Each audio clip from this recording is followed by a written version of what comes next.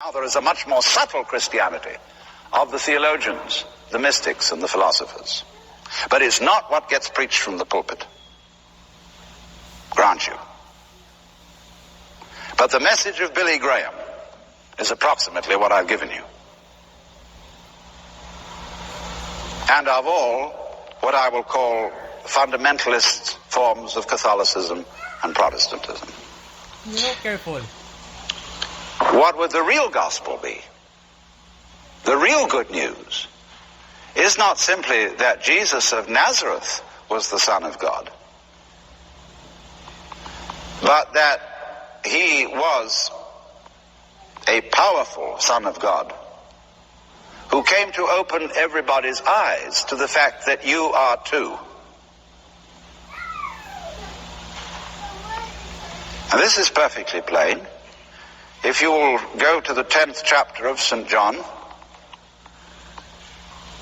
verse 30, there is the passage where Jesus says, I and the Father are one. And there are some people who are not intimate disciples around, and they're horrified. And they immediately pick up stones to stone him. He says, many good works I have shown you from the Father, and for which of these do you stone me? And they said, for a good work we stone you not, but for blasphemy, because you being a man make yourself God. And he replied, isn't it written in your law, I have said you are gods? He's quoting the 82nd Psalm. Is it not written in your law, I have said you are gods? If God called then those to whom he gave his word gods, and you can't deny the scriptures, how can you say I blaspheme? Because I said I am a son of God. Well, there's the whole thing in a nutshell. Because if you read the King James Bible that descended with the angel, you will see in italics in front of these words Son of God, the Son of God, because I said I am the Son of God. And most people think that the italics are for emphasis. They're not. The italics indicate words interpolated by the translators. You will not find that in the Greek. The Greek says a Son of God. So it seems to me here perfectly plain that Jesus is got it in the back of his mind that this isn't something peculiar to himself. So when he says, I am the way, no man comes to the Father but by me, this I am, this me, is the divine in us, which in Hebrew would be called the Ruach Adonai. There's a great deal of made of this by the esoteric Jews, the Kabbalists, and the Hasidim. The Ruach is the breath which God breathed into the nostrils of Adam. It is differing from the soul. The individual soul in Hebrew is called nephesh. And so we translate the Ruach into the Greek pneuma and the nephesh into psyche or psyche. The spirit, and you ask a theologian what's the difference between the soul and the spirit, and he won't be able to tell you. But it's very clear in St. Paul's writings.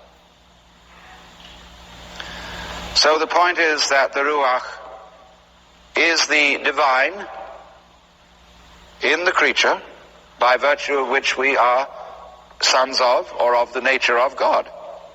Manifestations of the divine. This discovery is the gospel. That is the good news.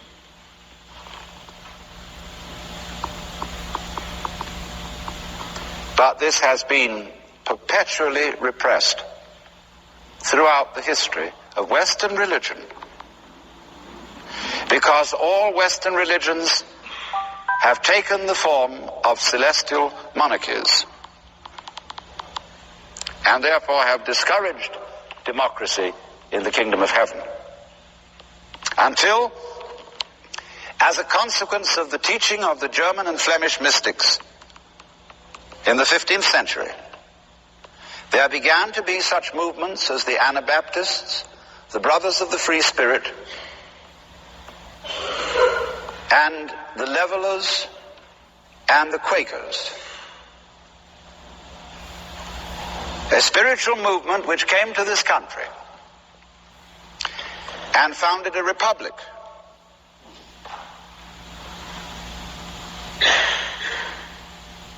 And not a monarchy. And how could you say that a republic is the best form of government if you think that the universe is a monarchy?